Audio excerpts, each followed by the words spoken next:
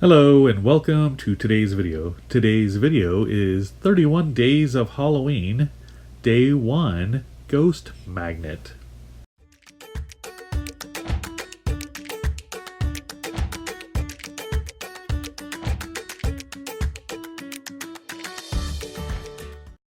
So I have my supplies ready. There's not much I need for this project, just some glow-in-the-dark clay by Sculpey 3.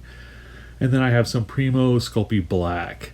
So I'm just softening up the glow-in-the-dark clay, and then I'm going to mix in a little of the black clay to give it just kind of a light marble effect. I don't want to do it too much. If you mix in too much color with the glow-in-the-dark, it will dim it a bit. So I don't want to do that, but I do like to have some swirls in there. I think it makes the piece a little more interesting. Plus, if you get other specks on it, they're not as noticeable. So I'm just shaping out my ghost. I kind of want to give him a nice swoosh, a little bit of a flow to him. And then I'm going to sculpt the word, the letters, for boo. And I want the ghost to be flying through that. So once I get the ghost how I want it, I'm going to use the black clay to make his face. So I just want to soften up the black clay, cut off two little pieces to use for his eyes, and then I'll do another little piece for his mouth. So I'm just using my needle tool to apply those, get them so they're about lined up, and then just take a small little snake and then kind of curve it a little bit so he's got a little bit of a smile, and use the needle tool again to kind of apply it, really apply it to his face. Now I'm going to take some more black clay and sculpt out my letters for boo. So I want it to look like the ghost is, has flown through the letters. So I'm going to sculpt them out into these snakes, and after I shape them, I will feed the ghost's tail through it. So I'm just getting a bunch of it ready. Roll it out, and then I'll connect the ends. And I want to try to cover up that line as much as I can where they connect so it's not as noticeable. And you'll notice I recut it because I thought it was a little bit big. But as I'm making this here, I'm like, oh, that's too small. So we're going to start over again and make this O a little bit bigger. And once I get that about how I want it, I'll get it positioned on there. Nope, I decided that's too small as well. So go ahead and re-sculpt it again. And this works out much better for me. So I want to give the O a little bit of a waviness to it. You can see it kind of goes in a little bit as the ghost goes through it. I don't want it to be a nice even O. Then I have my second O and feed that through. And you'll notice the way I'm doing this, obviously I have to do the letters in reverse order.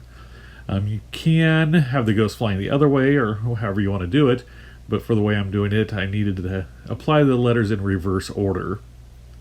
So the next is just the B. So I have the straight line, and I'm going to add the two curves to it.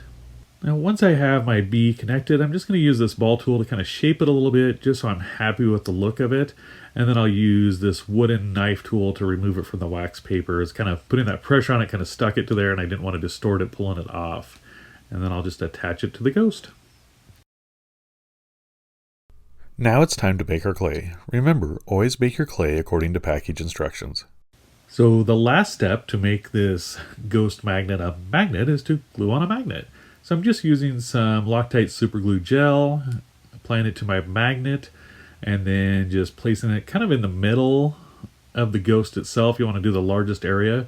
And then I just put some pressure on it for a few seconds, let it sit, and it'll be ready to go. And here is the finished ghost magnet made out of glow-in-the-dark polymer clay.